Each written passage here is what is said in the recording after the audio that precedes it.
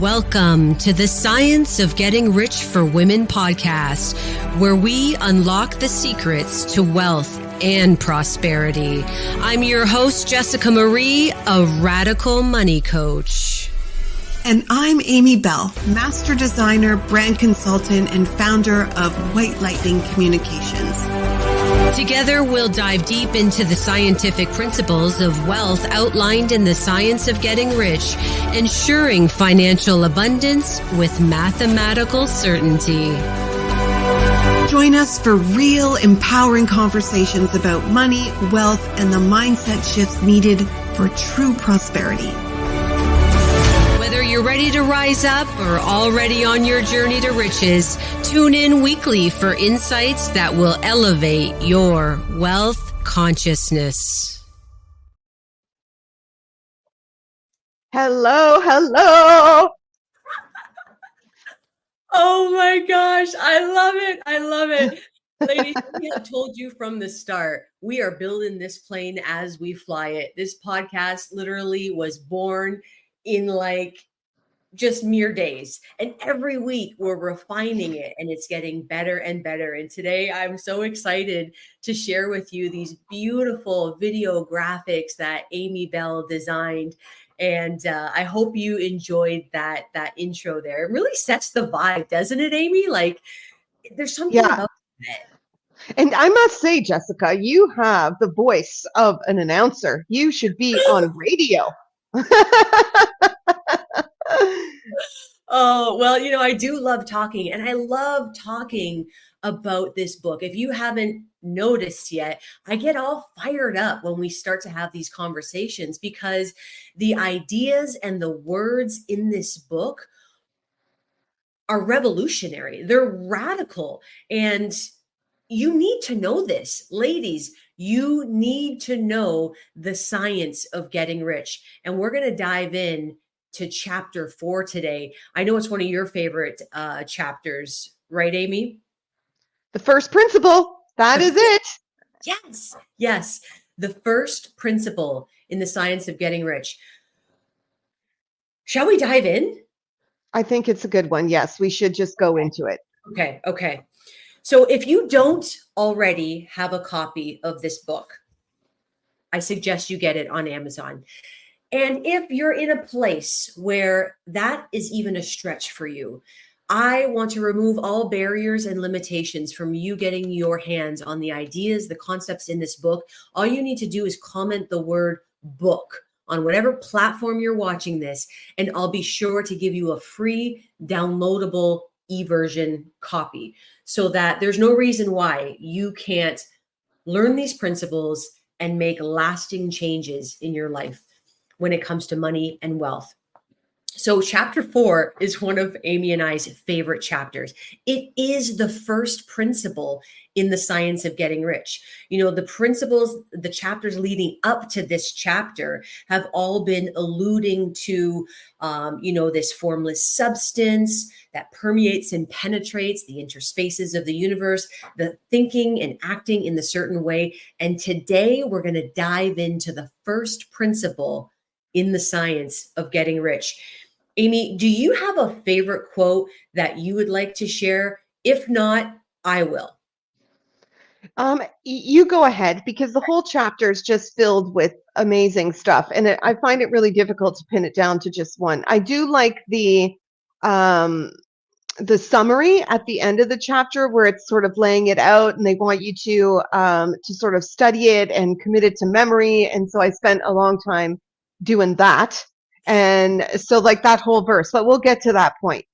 Yeah. And you hit on a good point there, like studying it and committing it to memory. We've said it before, ladies, this is not a book you just consume and put down. This is a book you study. This is a book you integrate, because if you do, failure is impossible.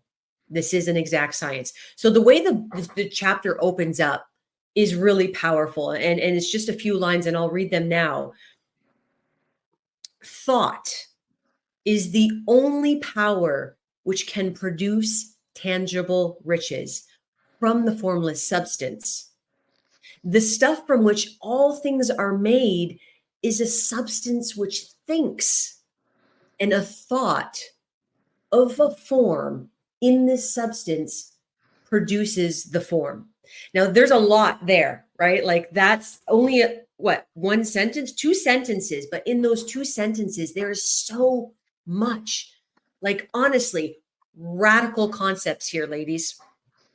Like, totally radical, right, Amy? Yeah, I think I've known about the law of attraction for a while, and that sort of your thoughts become things.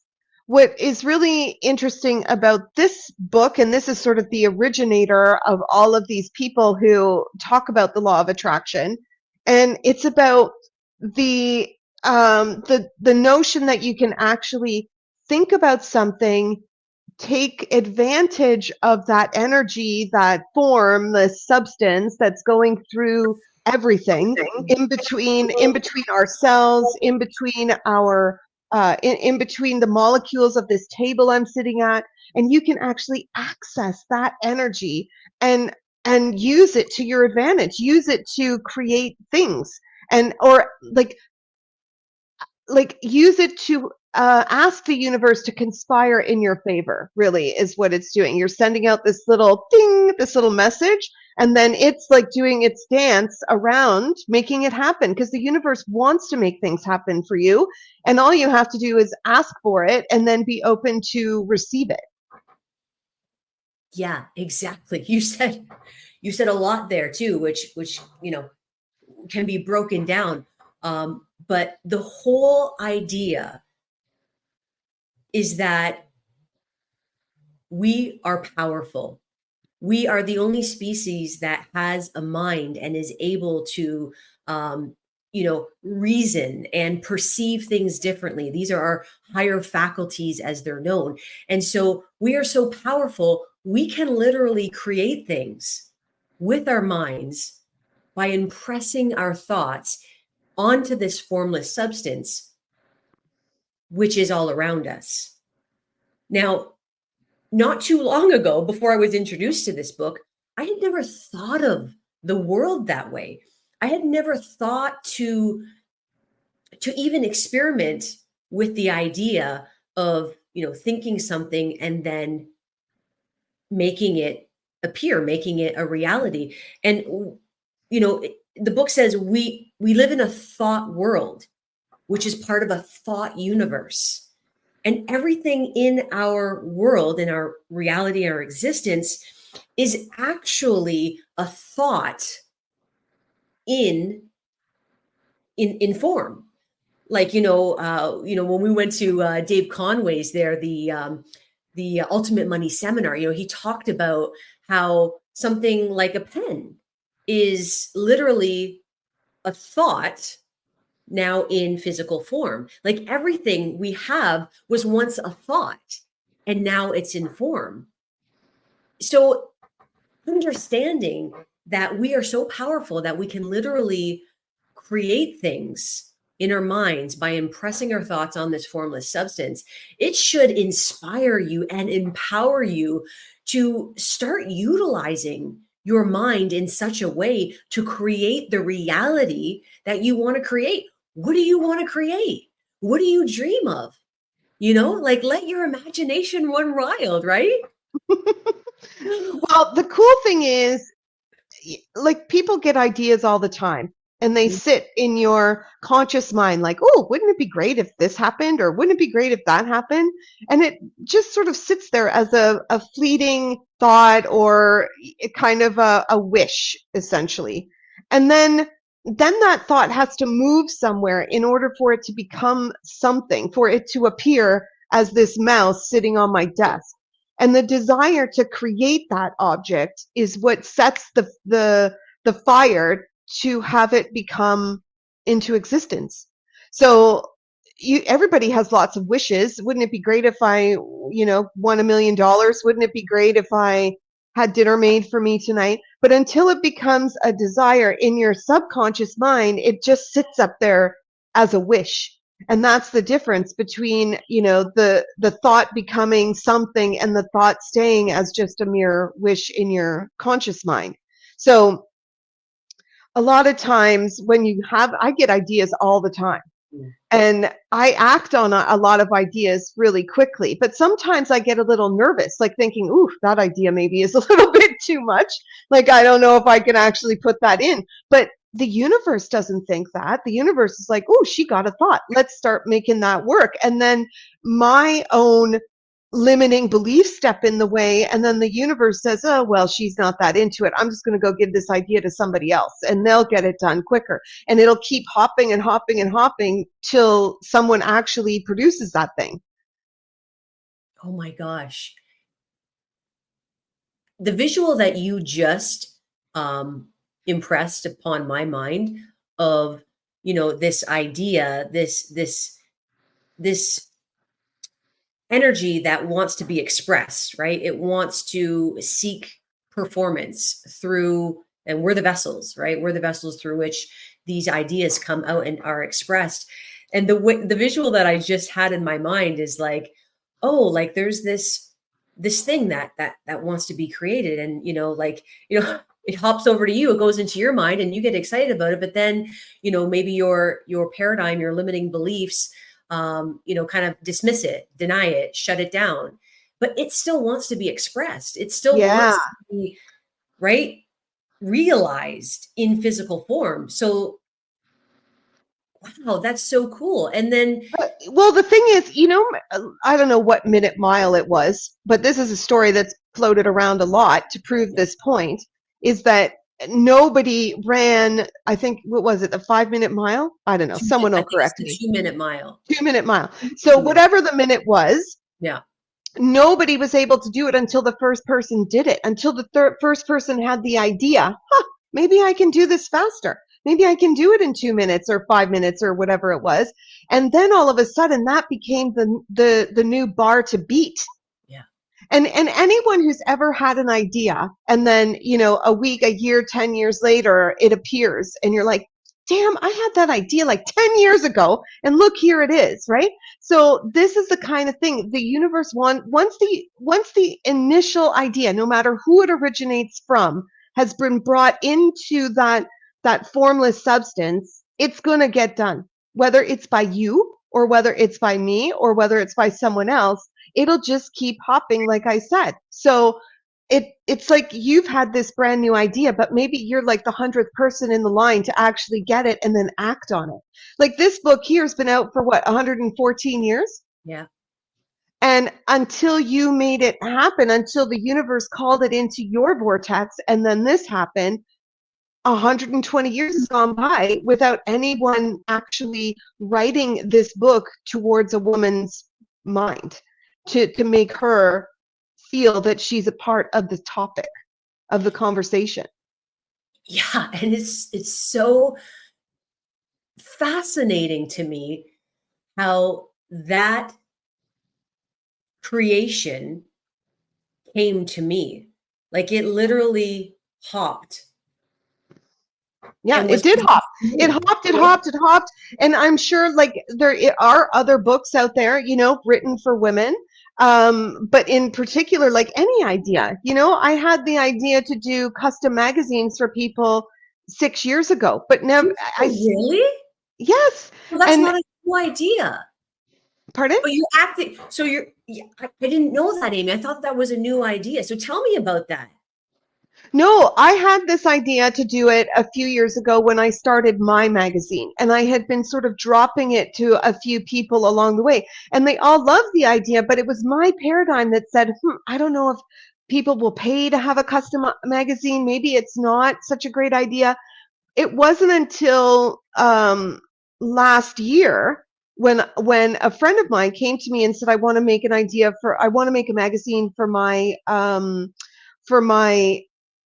what do you call it, vision boarding classes. And I went, of course, it just needed a win. I just needed someone else to agree that it was great and then go for it. Now, in this chapter, I kind of did it backwards, because in here it's talking about believing in truth irregardless of your current situation, right? So I actually kind of did need a little bit of reality, a little bit of I don't, what do they call it? I needed to see it before I could believe it could be true. Mhm. I needed to have this conversation many times before somebody would get it. And once I found the person who got it and we put it out, then it was like boom, boom, boom. I've done like, I don't even know, maybe 7 or 8 since November of last year. Because I'm like, yes, of course this is a good idea, and of course this exists already, and just having that proof maybe, but I did believe it was a good idea, which is why I never stopped talking about it, right? Yeah. So like, I didn't give up on the idea. I just allowed it to be a bit of a roller coaster, and then once I found someone, now I'm on the up and up of the roller coaster. Yeah, you had that validation. That validation gave you what your mind needed to believe into it, to buy into it. Yeah. But you just touched on something I wanted to get to, which is believing in truth regardless of appearances. Yes, Like, that's the word. this Thank you. is a radical concept, you know? So he writes in the book, a woman's way of doing things is the direct result of the way she thinks about things. To do things in the way you want to do them, you will have to acquire the ability to think the way you want to think. This is the first step towards getting rich. And I've got that highlighted because I'm like, okay, this is the first step right here. Highlight, note, right? Well, I just want to know if anyone, like the people that are listening, I want to know what they feel about that. Because when you're looking at your reality, which at what appears to be, which is maybe it's your bank account, maybe it's your current relationship, maybe it's your job, and it's not lighting you on fire. And yet, you know that your natural state is to be on fire, to live your passion. So how do you remain in that line of thought, even though appearances are what they are? And this has been a big topic in my house right now. This is so big and so huge, because to think what you want to think is to think truth regardless of appearances. So it's like our minds, they are so wonderful, but our logical mind is just based on the information that our senses feed it, right? It's what we can see, it's what we can hear, it's what we can taste, smell, touch. And so when we go and check our bank account and we see the numbers, which maybe aren't the numbers we desire to see, and then we start to feel something negative, right? But the truth is, regardless of the numbers in your bank account, you are rich, you are abundant, you are supported. The universe is totally conspiring for your greater good every single day. So to be able to think truth regardless of appearances is, and he says in this book, is not one of the most, he says it is the most laborious and requires the expenditure of more power than any other general laborer is called upon to perform. And that's the truth. But truly, it is the truth. It is really hard because when you're let's look at a relationship. If you're not in your ideal relationship and you want to be in that relationship, in order for you to constantly visualize your perfect relationship, even though, the tornado around you is happening, it's hard not to be distracted by appearances and your current senses. So it's like, if you've ever tried meditating and you're supposed to be kind of focusing on when I listen to Abraham Hicks, she's saying just focus on the air conditioner, or focus on the sound of your computer humming, or focus on a really white noise kind of thing, because as long as you're focusing on that, you're not giving attention to all the other stuff that's going around you.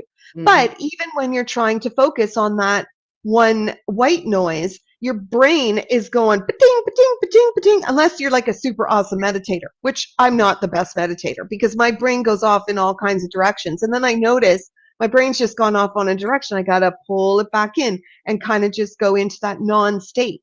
So imagine that you've got a bazillion thoughts going through your mind every day. Is every one of those thoughts imagining and visualizing who you want to be, imagining that, you know, the truth is you have a right to have a beautiful relationship, that you have a right to be abundant, that riches are yours? Like, I'm going to guess 99% of them for most people are not those kinds of thoughts. They're the I'm not good enough thoughts. I don't have enough money. I'm, overweight. My eyes are too far apart. Like, it's critical.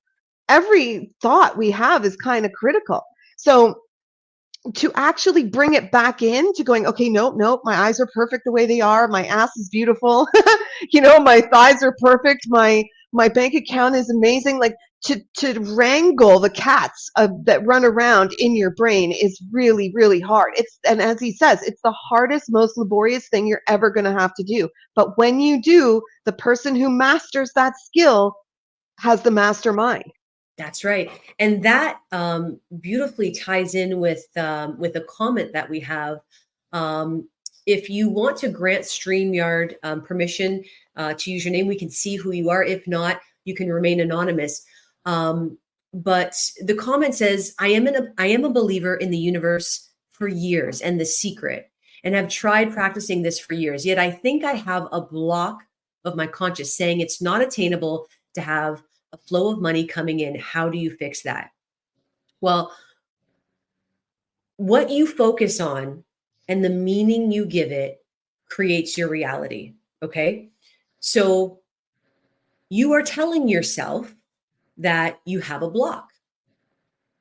That is a thought. That is something that you are choosing to believe in. What if there really is no block?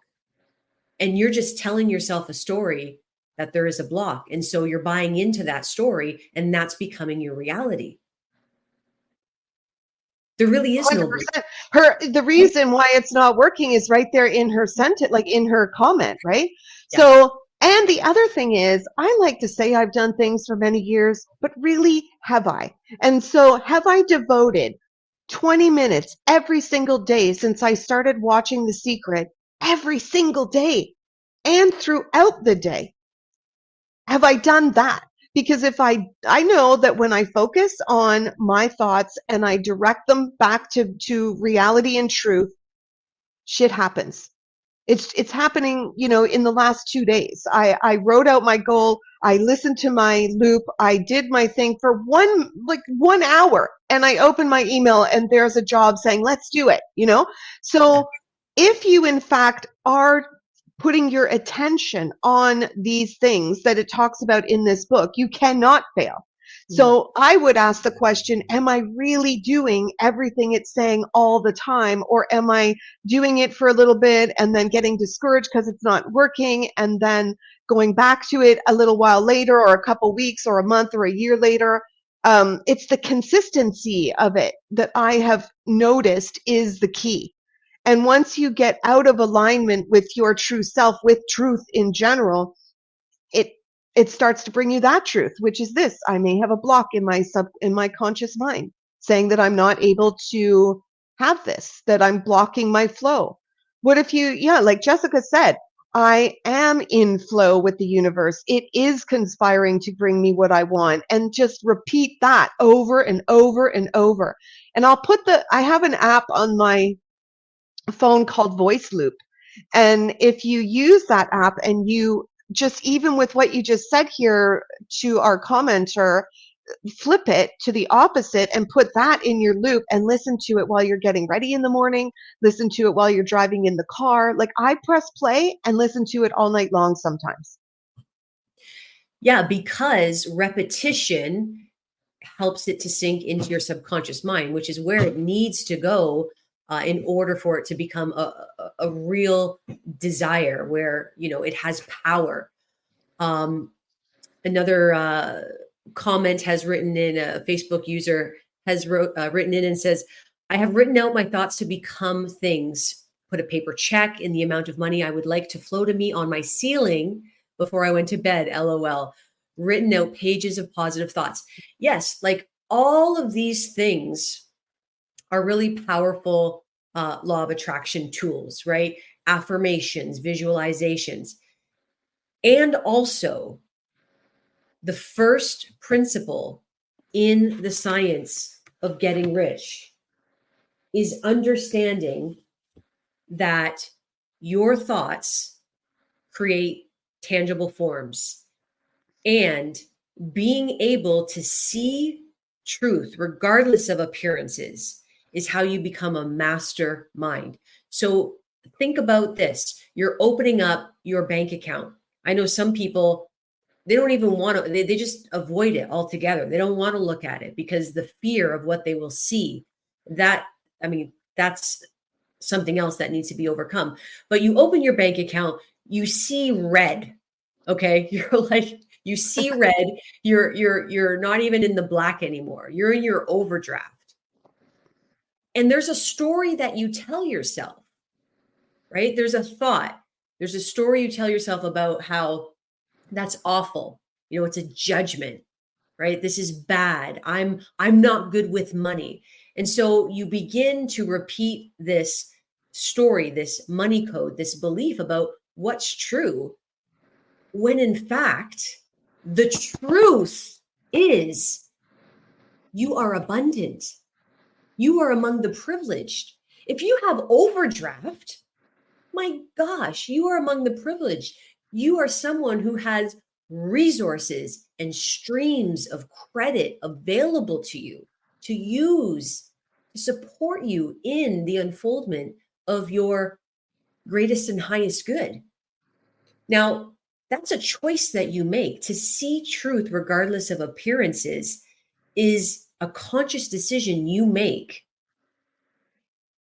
And now that I'm bringing this into your awareness, you're going to catch yourself when you go and check your bank account, when your credit statements comes in the mail, and you look at that and immediately, you default into your patterning, your subconscious programming, and you tell yourself a story, and then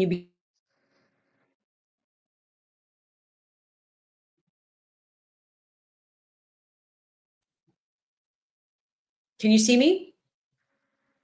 Okay. Now I can. You just broke up a little bit. Yeah, for a second there. But now I'm bringing this into your awareness. You're going to catch yourself. So the first step in change is awareness, right? And now that you're becoming aware of this, the next time you check your bank account or your credit card statements, you can practice seeing truth regardless of appearances. And the truth is, there is only wealth, there is only abundance, and poverty is just an illusion. I love that, Amy. Well, when I was married, my husband used to say to me, you wear rose-colored glasses. You're not in touch with reality. Like, you live in your own little world. And he would say that as if it was a bad thing. And I'm not living in denial. I was living in my positive space. And I didn't know about the secret law of attraction. I didn't know anything back then. And so I would get upset because he was telling me, in this thing, you have rose-colored glasses. Like, what do you know? And I was like, man. And then I read The Secret, and then I watched it going through my divorce. I watched it over and over and over. Like, I would press play and fall asleep. I pressed play when I woke up. I just wanted that in my head. I didn't want to entertain any other non-reality, which was that my life was crumbling and I was falling apart. In fact, in my mind, my life was expanding and getting bigger. And thank you so much to my ex-husband for doing what he did so that I could now go and do what I needed to do. I was then able to go and meet my most fabulous man that I love and adore. I was able to find my most amazing job. I was able to find the most amazing home. And that was when I was in the zone. And then I left the zone for a little while.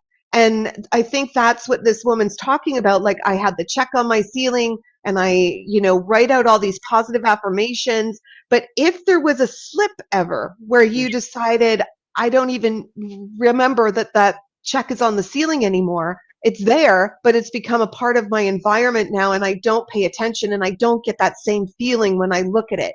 The feeling is what turns that wish into a desire so that it can be set out into the universe. And so, yeah, a lot of times there's coaches out there that will say, well, you're not doing enough, or you're not thinking positively enough, or you're not, right?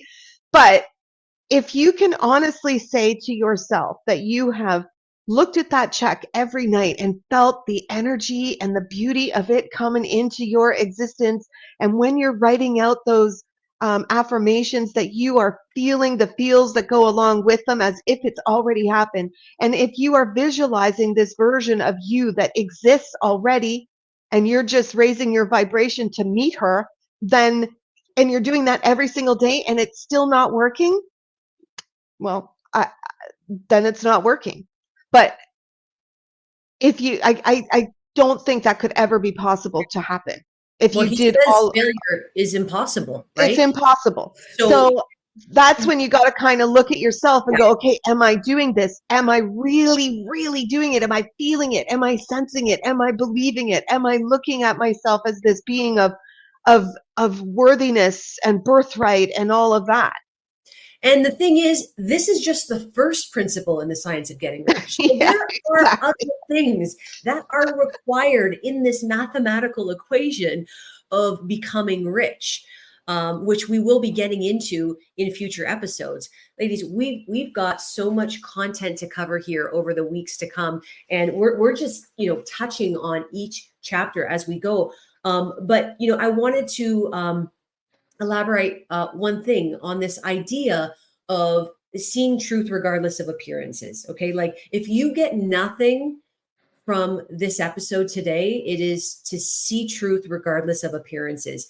He says here that to look upon the appearances of disease will produce the form of disease in your own mind and ultimately in your body, unless you hold the truth, the thought of the truth, which is that there is no disease.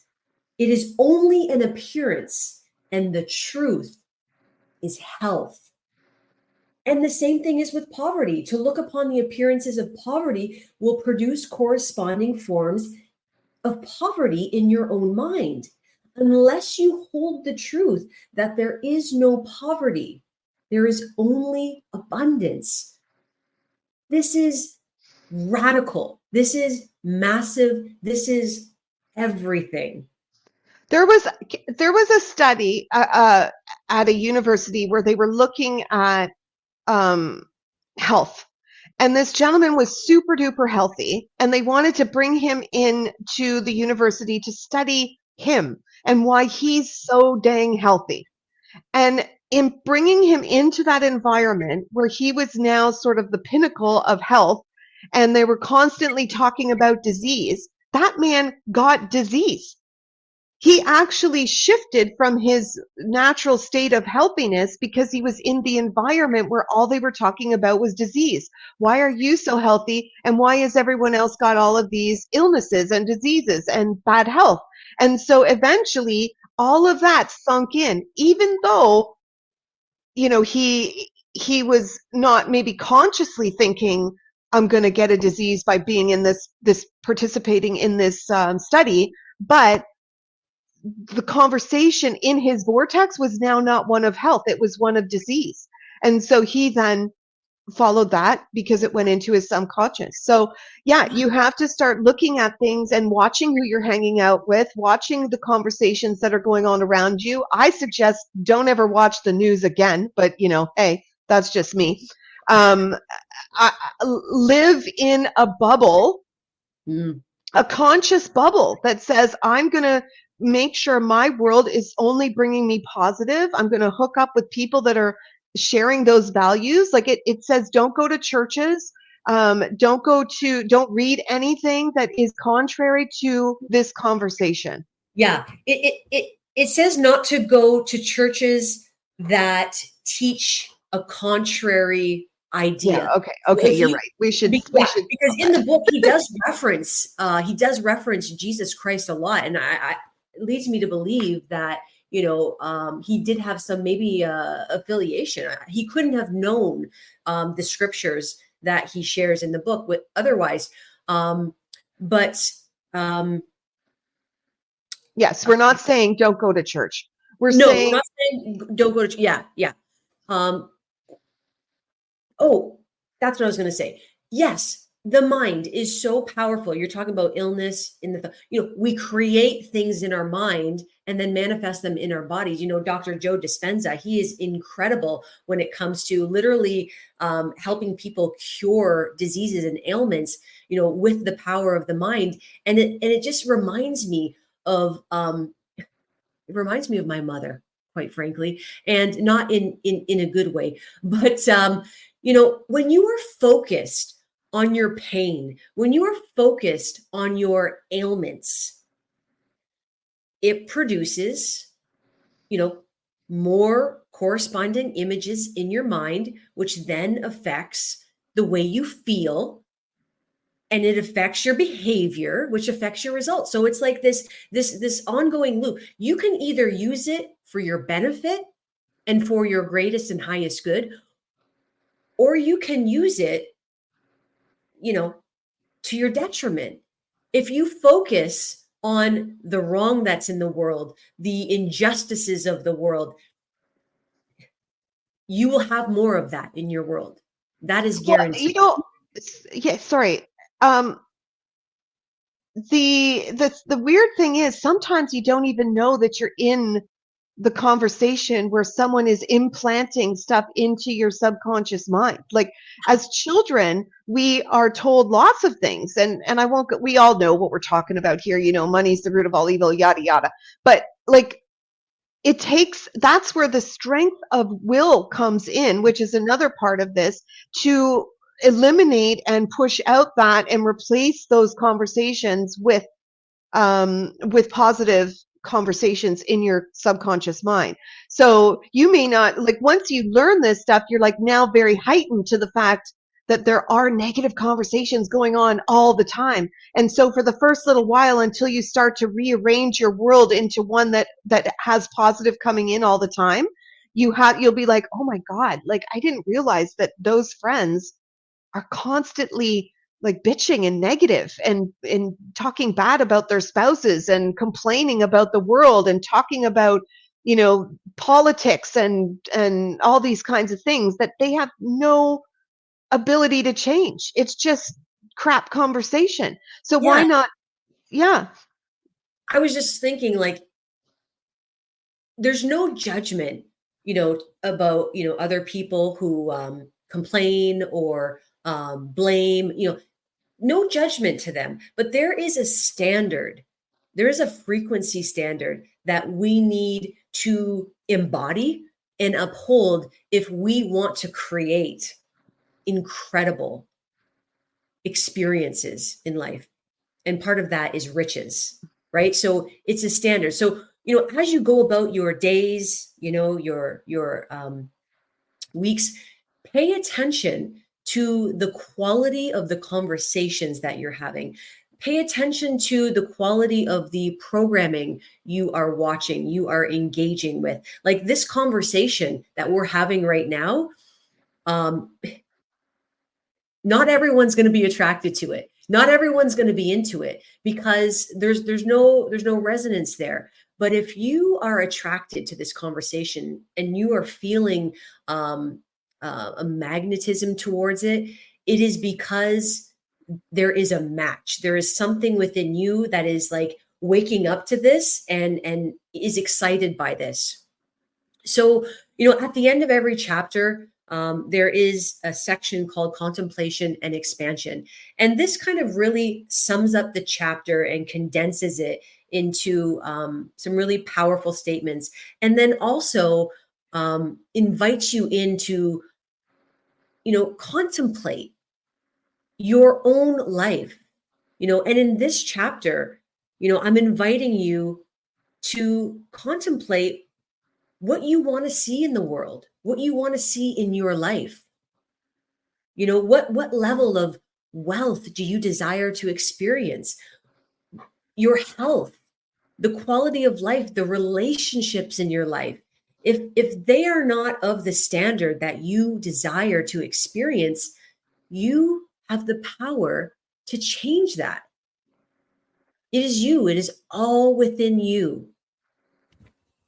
I just want to mention to people who are listening that we've touched on the fact that this is if you're new to it, even if you're not new to it, like your paradigms are going to pull you away and show you appearances. So the best thing that I can suggest to anyone is get into a group.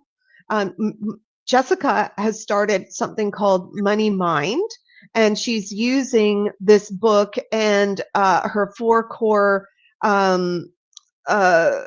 ritual that she does every morning, and taking a group of people on a journey for the next 13 weeks. Mm-hmm. And so if you feel that you've been doing this for a while and it's not working, then I think maybe the lack in your vortex is accountability and making sure that it's happening every day and that you're on top of it.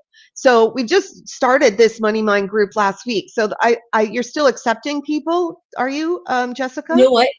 Honestly, I'm not advertising it, but it's not too late to get in because we just started, right? So we're still in week 1. So you literally could come in and absolutely catch up. I think after we go into week 2, it would probably be too late, but absolutely. You touched on accountability, Amy. Accountability is everything to so many people, even myself. I found that if I don't hold myself accountable in some way by like getting a partner, to say, hey, I'm doing this thing and I'm going to check in with you every day just to make sure I do it. Because if I don't do that, it's so easy for me to just go, Well, let me tell you this. Yeah. Unless you're paying a mentor to keep you on track, you and that partner that you're doing for free are not going to stick to it. Like, for real. You won't stick to it because there's no investment. There's no monetary investment in keeping, like, if you're paying a certain amount, whatever that amount is, I can't remember what your course costs, but if you want to know more, then just message Jessica directly. But I've had accountability partners, me and a buddy, and we're both very positive people, but life gets in the way. And next thing you know, 3 days has gone by, a week, 2 weeks has gone by, and you have not checked in. And a friend of mine, she has an accountability coach that says, if you do not do what you say you're going to do, I want your credit card and I want your full balance. And if you don't do this, I'm going to charge your credit card with a donation to a charity that you can't stand. What? Yeah, it is. This is Samantha Timber. She's a friend of mine. We just did an event together, and her accountability coach, it has to be like a serious pinch. So like a $5,000 limit on the credit card, right? Or 10,000 or 20,000. Your partner says, if you don't follow through for the next 13 weeks, I'm taking your credit card the moment you lose a week, and I'm charging it to a charity you don't love. So wow. Her charity that she did not love was, I think, a political charity that she was like, right? So she's like, there's no goddamn way that guy's getting my money. So I'm going to stick to this. So unless you're willing and have a partner that's going to really hold you to it, the only other way to do it is through a mentor, a paid mentorship, because that way you'll feel the pinch. Like, I'm not going to join something and then not follow through. I'm not going to pay this money and then not follow through. So, Jessica happens to have one going on right now that's completely aligned with what we're talking about right now. And that's amazing. If you have the willpower already, then this conversation really isn't going to resonate with you anyway, because you're like already in it, right? So then you have to go to the next level, which is a mentor that's like way up in the galaxy, right? But for those that are starting, for those that are having trouble, that may have practiced for the last couple years and they aren't seeing the results that they want to see, then now it's time to start checking out ulterior options. Yeah. Yeah. Ooh, this was a long one. We've got longer than usual. I had a feeling we were going to have a lot to say about this one because we both get excited about this particular chapter. You know what? I think I'll just do as I always do at the end of every episode and wrap up with a quote. And, you know, to summarize today's, and it's in this chapter, there is a thinking stuff from which all things are made, and which in its original state permeates, penetrates, and fills the interspaces of the universe. A thought in this substance produces the thing that is imaged by the thought. Woman can form things in her thought, and by impressing her thought upon formless substance, can cause the thing she thinks about to be created. Yeah. And my friend, I want to hear that voice when I'm cleaning my house. And so you're going to be reading this. You're going to create an audiobook. Yes? Oh my gosh. Yes. This week I am on it. So the Audible version of The Science of Getting Rich for Women is in creation mode now. By the end of the month, it will be available on Amazon as well. Excellent. Okay. All right. Well, we'll see you next week for another episode, another chapter in The Science of Getting Rich for Women. And now we are going to wrap up with our new outro. Thank you for watching, everyone. Goodbye. Thank you all for joining us today on the Science of Getting Rich for Women podcast. Your presence means the world to us.